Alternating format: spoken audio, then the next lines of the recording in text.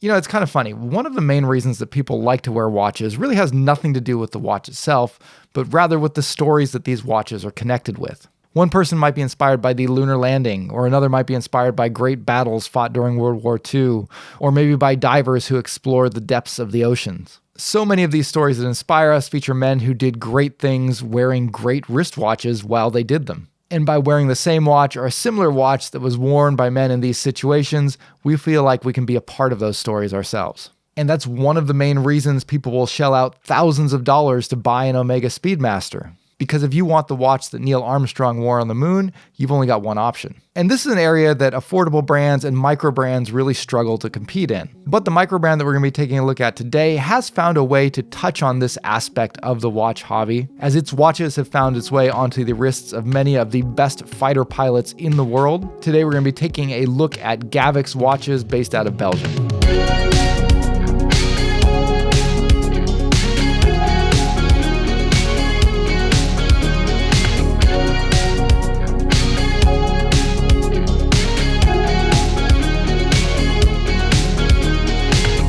Hey guys, welcome back to Just the Watch. My name's Dave, I live in Japan, and I love to collect affordable watches. And as I mentioned in that intro, one of the most difficult things about collecting affordable watches is not being able to get your hands on some of those watches that have these historic connections. I've always been fascinated with aviation myself, even though I don't really have any experience in that industry. But that's part of the reason why I'm so drawn to pilots' watches and GMT watches. Because even though I'll never get to fly a fighter jet or go into outer space, maybe I can wear a watch that's similar to one that was worn by someone who has done those things. And that's one of the things that got me interested in Gavox watches based out of Belgium. The owner, Michael Happy, has done a number of collaborations with Air Force squadrons around the world, starting by making commemorative watches for the Air Force in Belgium, and then branching out to pilots in Romania, and eventually making his way over to America as well, producing watches for Navy aviation pilots. In total, he's worked with 39 different squadrons around the world, so these watches have been tested and worn and approved by some of the best pilots in the world.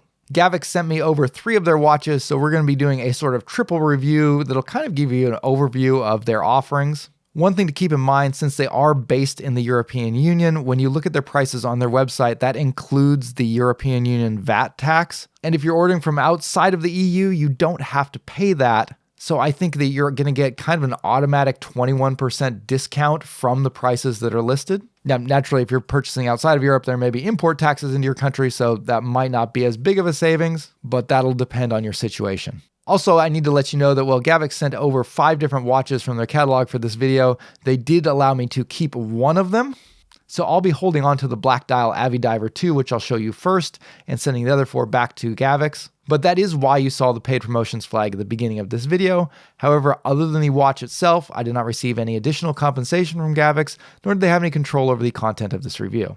So with that said, let's take a look at my favorite design from Gavox right now in the Avidiver II GMT watch.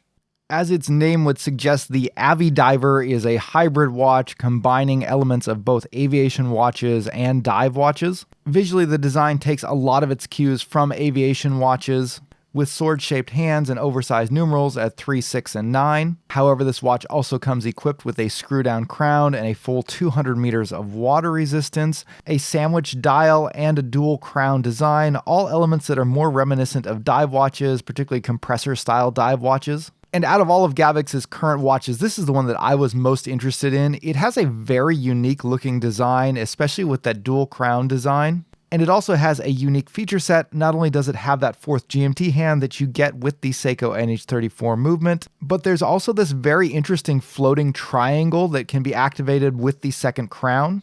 And this is unusual because typically with watches that have a second crown, there's an inner rotating bezel. And while this watch appears to have that at first glance, that bezel or chapter ring is actually fixed. That will not move when you rotate the crown. The only thing that moves is that orange triangle. The idea here is that you can use that marker for a number of different purposes. Because it is essentially just a marker, it's up to you to decide what you're using it for or what exactly it means to you. The most straightforward example would be to simply use it as a timing marker where you would align it with the minute hand and then you would be able to track how many minutes have elapsed since you set it, like you would typically do with a dive time bezel. However, without having the actual bezel markers on there moving with that triangle, you do have to do a little bit of mental calculations to figure out how much time has elapsed. but it's not that hard. You could also use it as a countdown marker and set it to a time in the future and then track how close you're getting to that future time that you're counting down to. Or you could even use it to track an additional time zone by setting it to an offset. For example, if you had the GMT hand set to Pacific time and you wanted to also track what time it was on Eastern time, you could move the triangle to point to 4 o'clock on the GMT scale on the chapter ring, reminding you that you would need to add 4 hours to the GMT time to see what time it was in New York versus Los Angeles. And all of those operations require, again, a little bit of extra mental work not having the actual readouts on the bezel. So some might find that a bit annoying, but it's kind of cool to have that added flexibility there to use that marker in so many different ways. And it looks really cool seeing that little orange floating marker hovering around the dial at the place where you put it. I've never seen a complication like this, and it's kind of fun. Now, the Avidiver II is a big watch at 43 millimeters, so you need to keep that in mind. For me, I didn't find it particularly comfortable on the bracelet because it was so big and heavy. I definitely preferred it on a strap, either on the included silicone strap or on any other strap of your choice. It feels and looks great on leather or other rubber straps. You get a lot of versatility here, and with that 22 millimeter lug width, you're also going to have a lot of options. The bracelet is very good quality, very solid feeling. There's no problems there. If you like the feeling of a big watch with a lot of stainless steel on your wrist, it's going to be fine for you. Otherwise, I'd move it over to a strap of some kind. One of the cool things about the Avidiver is that Gavox has done a lot of internal testing on this to check the ruggedness and the reliability of it in extreme conditions. In one test, Gavox arranged for one of their Avidiver V1 watches to be attached to a robotic submarine that's used in the oil drilling industry. And they were able to take it down to 624 meters before the crystal failed and the watch imploded, so more than triple the 200-meter water resistance rating. And it's really cool to see brands stress test their watches in real-world conditions. In this case, this one went down in the Gulf of Mexico, so not in a controlled environment. They also took the Avidiver V1 up in a weather balloon to the edge of space, 22 miles high, to test it in a near vacuum and in extreme cold temperatures. It survived that just fine as well. And I think that does give you some added confidence to the ruggedness of this watch. Another cool thing about the Avidiver V2 is that there's a special edition that was commissioned for the US Navy Electromagnetic Attack Squadron, the VAQ-139, also known as the Cougars. So this is a watch that is being worn by active duty military pilots who fly some of the most advanced airplanes on the planet. And if you're interested in that, there is a civilian version that has the VAQ-139 insignia on it, also available from Gavox's website. The Avidiver II can be picked up from Gavox's website for 650 euros, which I think comes out to about $575 if you're ordering outside of the EU and don't have to pay that VAT tax. Next, we're going to take a look at another GMT watch from Gavox, this time in the Longitude. This features slightly more premium components and finishing and is based around the new Miyota 9075 True GMT. The Longitude is one of Gavox's newest watches, and this is a nautically inspired GMT watch. It features a modest 39mm case size, an integrated bracelet, and an impressive 200 meters of water resistance. One of the more striking features of the watch is the textured dial. On the black dial versions of the watch, it kind of reminds me of a rock face. However, there's also two different blue dial watches, one with a deep blue and one more of kind of a turquoise. And on those ones, I think it really captures the essence of the ocean seen from above. But either way, it's a very unique dial texture, one that I haven't really seen used that often. The case, bracelet, and markers all feature a lot of chiseled angles, giving it an interesting geometric look. And because this is an integrated bracelet watch, you get a very smooth connection from the head of the watch into the bracelet. And this is a high quality bracelet with a unique design to it. Like the face of the watch, it features sharp angular slopes that catch the light in unique ways. And you're getting a very solid milled clasp that has plenty of micro adjust options in it. In this price range, it's beginning to be more common to see bracelets that feature a clasp that has tool-free micro adjust. This does not have that feature. It's your traditional clasp that will require a spring bar tool to make fine-tuned adjustments to the size of the bracelet. But core to the identity of this watch is the GMT functionality. Powering it is the Miyota 9075 True GMT movement. This is a traveler's GMT movement that makes it very easy to adjust the local time as you cross between different time zones. Unlike the more common caller's GMT or office GMTs that you typically see in this price range, A Traveler's GMT allows you to adjust the local time without interrupting the seconds hand or the GMT hand. And because it's more complicated and expensive to manufacture a movement that functions in this way,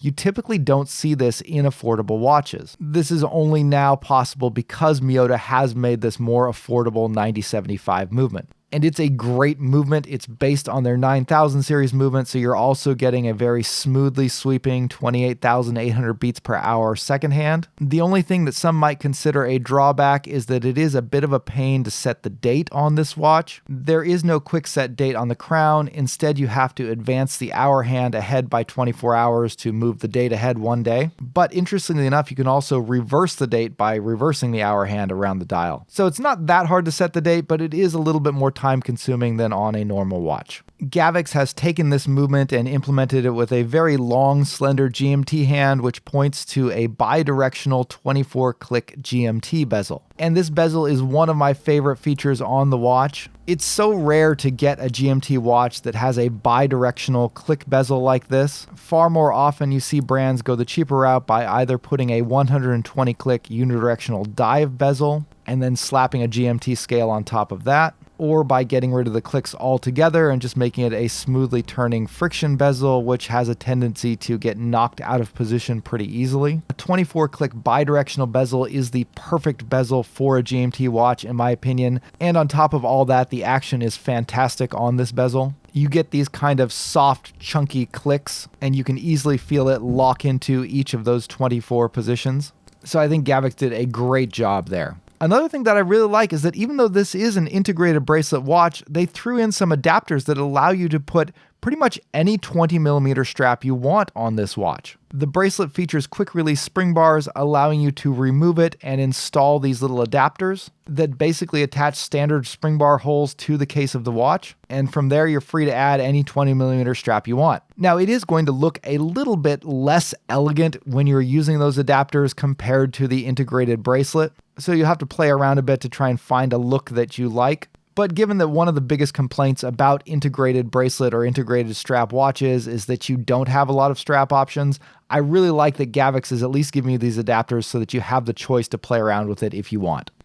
The Longitude can be picked up within the EU for 950 euros, but if you're ordering from the US, you can get it for $815. Now, I haven't shown the LUME tests yet. We're going to do that at the very end. We'll run through all three at the same time. But before we do, let's take a look at the last watch in the special edition Gavox Rhodes Icefields Parkway. The Gavox Rhodes is actually a whole collection of limited edition quartz chronograph watches. So there are a lot of different, very unique colorways, each one limited to 100 units, and each one said to be inspired by a scenic road somewhere in the world. And each one has a specially engraved caseback depicting a scene from the road that watch is meant to represent. Gavox sent in the Icefields Parkway, which is said to be inspired by a road somewhere in Canada. And this colorway is one of your more standard ones of the bunch. It's basically your classic panda dial chronograph. But there's a couple of really interesting features about this chronograph that I really like. For instance, the movement that's used in here is a very cool quartz movement. This is an advanced Swiss quartz movement from Ronda that gives you a chronograph function with a 12-hour totalizer, as well as an additional subdial that can be used either for an alarm or as a second time zone. So for me, this is a tri-compax chronograph where each one of those three subdials has some great functionality packed into it, rather than giving you that kind of useless 24-hour subdial that so many chronographs do. Now, the downside here is that this is a complicated movement to set, so make sure you have some time to sit down and read through the instruction manual, especially if you're going to be using that alarm and second time zone feature. But because of all the different features that this movement has, the chronograph has a pretty unique look, with the 6 o'clock subdial essentially being a separate clock with its own hour and minute hand, and the 9 o'clock subdial, which is tied to the chronograph hours and minute, also featuring two hands. So there's a lot of information packed onto these subdials. But Gavox has managed to pack even more features into this watch, somehow managing to fit a tachometer scale, a 120-click unidirectional timing bezel, and a nicely integrated color-matched date at 4 o'clock. And Gavox has managed to pack all of this into a design that is still legible, elegant, and pretty cleanly laid out. Build quality-wise, this is a very solid feeling watch. You get 100 meters of water resistance with a screw-down crown. And rather than affixing the bracelet with standard spring bars, they've gone with much more solid and secure screw bars, which is going to make changing to a strap a lot more difficult and also limit which straps you're going to be able to use. It's probably not going to be compatible with straps that feature quick release spring bars, but once you do have your strap or bracelet attached, it's going to be very secure. Already it has a very wide 51mm lug to lug, but the bracelet extends that length even more with male end links, increasing the overall wingspan of the watch on the wrist to 56mm. Now I have a somewhat large 7.5-inch wrist, and I think this is kind of just getting at the limit of what works for me. So if you have a below average wrist size, that's something that you definitely need to keep in mind. The action on the 120-click timing bezel is also good with light but precise clicks, and everything lines up nicely. And while the build quality of this watch does feel very solid and high quality, the finishing on the watch is pretty basic and more in line with what you typically see in budget-oriented timepieces. This is also true of the clasp, which features a simple pressed metal clasp rather than a more high-quality milled one. This is one of Gavox's more affordable options. And while thankfully it does feature a sapphire crystal, a lot of people still might be hesitant to pay this amount of money for a quartz watch. Where this watch does distinguish itself is with the level of functionality that's included along with that clean design. All right, finally, let's run these through my LUME tests and see how well they perform after dark, and then we'll wrap this up. So I ran all three of these through my LUME tests, and the results are about what you would expect. The dive watch came out on top, the nautical GMT came in second, and the chronograph came in third. And with a score of 1, the chronograph did come in pretty poorly. This is something that's going to give you a brief period of after dark visibility, but it's not really going to last that long. The LUME plots in particular are very small, so there's just not a lot of surface area to apply the LUME to. It's nice that it's there, but even on a full charge, it's not going to last anywhere near an hour after dark. Given that the Longitude is not a dive watch and that it has pretty thin markers and hands, it did pretty well. It was easily the most balanced of the three, and after an hour, you could just barely make out both the hands and the markers. So this to me is an adequate, usable level of LUME here. Now, given that this was the most expensive of the watches that Gavox sent over, it would have been nice to see that LUME coming in a little bit stronger here. I don't think this is a deal breaker unless LUME is a very high priority for you.